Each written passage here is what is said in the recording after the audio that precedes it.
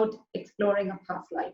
So how is, how is the process itself? How's the induction? How deep do you need to go into? Would you end up not remembering anything? Would you be knocked out? Would you be unconscious? You know, so yes. So can you please explain more on this? How do you go about exploring a past life, and how far do you need Sure. to go? So yeah, definitely. It is a very heavily discussed topic, because a lot of people associate it with hypnosis Yeah. and this whole sense of, being put into a state where you can't react, you can't move, you're frozen. And of course, we know that all of this is very much untrue. So with a past life, there are many ways that you can enter that space, but we often work with what we call triggers. So, or, what we can also refer to as like sort of charged sentences. So when there is an issue, and this is more common, it can be with physical issues, but more common with emotional issues or mental issues or problems in one's life that just won't go away.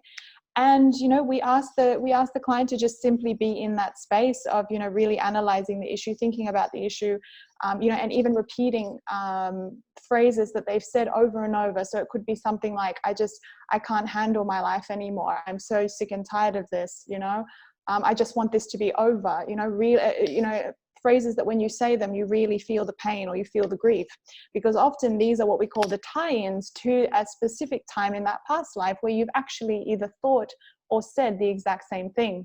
So it's beautiful. It's sort of like creating a bridge from the present to the past, and it takes you straight there, and it's very quick. And of course, we do encourage our clients to close their eyes through the process, but you're very much present. It's a beautiful space of being here, but also being there and being able to view it, experience it, but then of course to be in the here and now, so you don't get lost in that life. And of course, there's never any danger of falling so unconscious that you can't remember. The beautiful thing about this experience is that often, clients, when they come back, they will open their eyes and just be sort of mystified and amazed at what they've seen. So the experience is very real, but you certainly don't need to go to a depth, that is, let's say, instigated in a very, lengthy manner, or, a very dramatic manner. It can be, you can be taken to that space in a matter of seconds, and it's a beautiful process and a very calming process as well. So yeah. Wow, wonderful. So, so you're not completely knocked out. You're not unconscious. You're very conscious. You're very aware while you're visiting your entire life, a past life that's lived. So, would you say, in that sense, the way you explain it, that we're actually in the trance of that life, right? If we are not actually needing to go into any depth to go into it, which means that the life is open. We're in the trance of it, and we are actually going to close it to be back in center, right? In that sense, it is open. Yeah. Say that. So it is a matter of going back to that life, to, of course, because if there is a problem and it does originate from that life, then we use the term that it's like a file that's sort of open, and the file will always remain there. But of course, once that life is over, we like to close that file. We don't like to see that file impacting the new file, which is your current life. So it is a matter of gently going back there, understanding what has happened, resolving that issue, and then just simply closing that file so it no longer affects the current life. And as you said rightly, it is like a trance, that when there is a problem originating from a past life, there is a part of you that is very much in a trance of that life. So we, as you would know as well, we often say that we're not taking a client into a trance, we're bringing them out of the trance. Bringing them out of so powerful, such a powerful statement. Yes, we are not taking anybody in the trance. We are taking you out of the trance. Lovely. Thank you, Jessica, for that. Please give us an example of a beautiful, a profound experience that a client has had with, with beautiful healing. Yeah, having gone to a past life. I've seen amazing healings, I have to say, but one that has really resonated with me, and this was a good 2 years ago now, but I always remember this particular client and this particular experience, was a young girl who was having severe back problems, specifically on her shoulders, more towards her right shoulder, but she was having pain all across the back, upper back.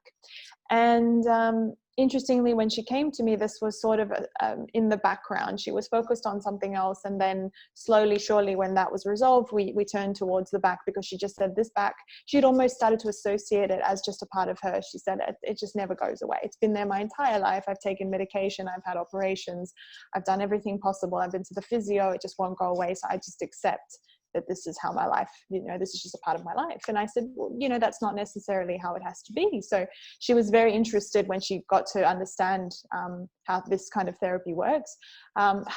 She was also from a Christian background, had no experience with past lives. And I took her in, so she'd always kind of had the experience of how the therapy works. And then we started to work on this back pain.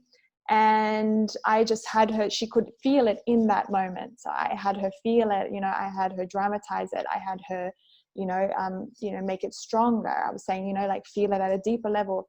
And she did. And it's just fascinating how it just turned in a matter of seconds. She just suddenly said to me, I'm carrying something. There's something on my shoulders. And so with the exploration, we found that what she was actually carrying on her right shoulder, but it was impacting this whole part of her back here, she was actually carrying a cross. Wow. And, we slowly expanded and explored, and what it actually amounted to, amazingly so, was that, I don't know if you're familiar, Jacky, with the Bible, but in the New Testament, when Jesus was crucified, there was 2 criminals that were crucified either side of him. Yes. And she actually found that she went to a life of this particular criminal that was the more cynical criminal. He was very cynical of Jesus, and he would challenge him and say, like, if you're the Son of God, why don't you save yourself and us as well? So she went to this particular life where she was carrying this cross. She could feel actually the moment that the nail was pushed into her palm. She actually screamed in that moment. And before she knew it, she was, in that life as a male, was on the cross. And she was explaining to me, I can see a man. She didn't actually, of course, say it was Jesus Christ, but the description was very clear. And she had even repeated those words verbatim that she had said to him, who the hell are you? If you're still stuck there, you supposedly have this grand power, but you're not able to save yourself. If you can save yourself, you should save us too. Right. And she was crying, and she was fully in the experience. It was remarkable. And the funny thing was that I had known, because I had spoken to her quite a bit about her life, and she had often told me that from a very young age, she had been dealing with what she described as a religious guilt, and she could never understand why. And she always felt like she had done something bad to the church. She always felt like she owed her life to the church, that she needed to become a nun. But she said, I didn't want that for myself, but I felt like I had to, like I was guilty for something. Right. And that story made the connection that, that particular criminal died with the realization that, actually, she had taunted this man. And so the guilt was actually there, present, when she had died, or when he had died in that life. So that guilt, that religious guilt, had passed on. And of course the back pain was extreme, because as that criminal, the body was very frail, very weak. Right. And obviously on the cross, they're kept up for a long period of time. Mm. So beautifully enough, she came out of that. She was in shock for a good 5 minutes after that. She couldn't speak. She was just, she was just, the way I describe it is she was out of her mind. She was integrating, she was sort of taking it all in, but very amazed, very, astounded at what she had seen, what she had experienced. And she was even saying to me, that like there was pressure in the center of her palm that she could still feel from the nails. And well, I mean, a week later, 2 weeks later, I checked in with her and the back pain completely disappeared. So wow, yeah. Wonderful, beautiful. Thank you so much for sharing that with us. Thank you. Mm-hmm. So then you would say that's pure physical issue dealt with Correct. in past life regression. And we also and even to a certain extent the emotional issue of the guilt, yes, that she hadn't brought to the light specifically, but that also made sense to her after that. yes, which is what I was coming to. So we come across, and we see this a lot in our session, in past life sessions especially, that although the client comes with one specific issue, the healing is so profound that you find answers in so many zones of your life. right? So you just come with one issue, but you go back, you walk out of that door with like, with so many answers, so much more understanding of your current life scenario, right? And that is why going to past helps even in your current even in your current life, in your current situation, right? Always. Wonderful, so beautiful. So my last question to you, Jessica, is please tell us that in this situation, right, ever since 2020 has started, we have seen so many downs in this year, right? We are hit by a virus. There is almost a threat. We feel threatened to walk. At a point, we felt threatened to go out of our house. With the kind of situation it has been. So we have been in lockdown for so long, and also there has been an economic hit that so many countries has taken, and so many other things that all over the world everybody is facing. Right, this one after the other. 2020 has just um, filled us with surprises, and they are not rather pleasant. So, in this situation that we have been through, how is past life relevant to us, and how does past life regression help? Sure. So, often in a global crisis, what interestingly ties in with past life is the individual reactions, and to even some extent the mass reaction. So, a mass reaction obviously has been the fear, right? Very irrational fear. For some people it's been very rational. They describe themselves as germaphobes. They're absolutely terrified of getting the virus, and have inhibited themselves for that reason. But there are some people that have said, I don't even feel like this fear is logical. I just feel absolutely terrified. And in my experience, at least, I can say that with the clients that I have worked with, a lot of these issues have been about the feelings of claustrophobia, the feelings of illogical fear, of the unknown, of health in general, ill health in general. And I have found that all of these lives have actually, or all of these experiences rather, have actually taken them back to lives where they have experienced something very similar, often very physical traumas where they have been in enclosed spaces, because obviously now with the virus, we've gone through months of a lockdown in which everyone has had to stay indoors. So this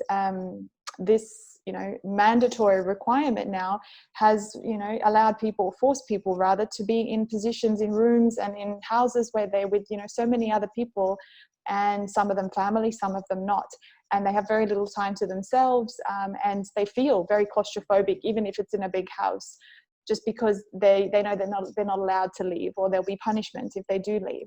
So these lives do get triggered, lives of when they have potentially passed away because of being trampled upon, or being in enclosed spaces, or avalanches, these sorts of tragedies, physical tragedies. And then there of course have been lives of being imprisoned, feeling the same claustrophobic sense, and lives of feeling like their survival tactics are threatened. So now of course there's also the financial issues that are happening. People are not working and they're very frightened. So then these go back to lives even as far as the prehistoric lives, where primitive man was simply trying to live day to day and survive. And this particular instance has brought people down to that very basic understanding of what you actually need to survive, which is of course we need money to buy food, we need shelter. And with all of these things compromised, these very simple lives, but in a sense very grounding lives, as in like what has happened in these particular moments has set the scale for so many things to happen after. These lives that can go back thousands of years get triggered by this one particular event. So it's remarkable. And there are a specific amount of lives in specific genres that do get triggered by this. So yes, definitely. I think any situation where there is a global tragedy, people do get triggered, because we can all relate to these experiences, if not from this life, from previous lives. Beautifully explained. Thank you so much. It makes so much sense. Absolutely. All this unexplained fear coming up at this point. So, which is also possible. Yes, lives lived in poverty, lives, you've died out of hunger, and you've died out of, it brings up this fear, right? I might not have food. That's why you see people rushing out and, filling up their trolleys with food, because all these fears have now started popping up as well. But also then it is possible that there is more than one life that is also getting triggered, right? Like when you spoke about files earlier. So in this situation specifically, it is possible that more than one file is opening up, and which means that it is bringing along with it everything that you have felt or yeah, lived in that life. All those emotions are bringing in, and sometimes that becomes a bit unbearable, right? So yeah, so that is past life's relevance in this time. Wonderful. Right. Thank you so much, Jessica. It has been amazing talking to you, and I'm sure for everybody who's watching it, there's a whole lot of information in this much time. In just the small video, we've been able to cover so much. It just gives so much deeper understanding about such a vague and deep subject that is past life. Thank you so much for coming, and thank you for talking with me. Thank you for having me on, Jacky. Appreciate it. Take care.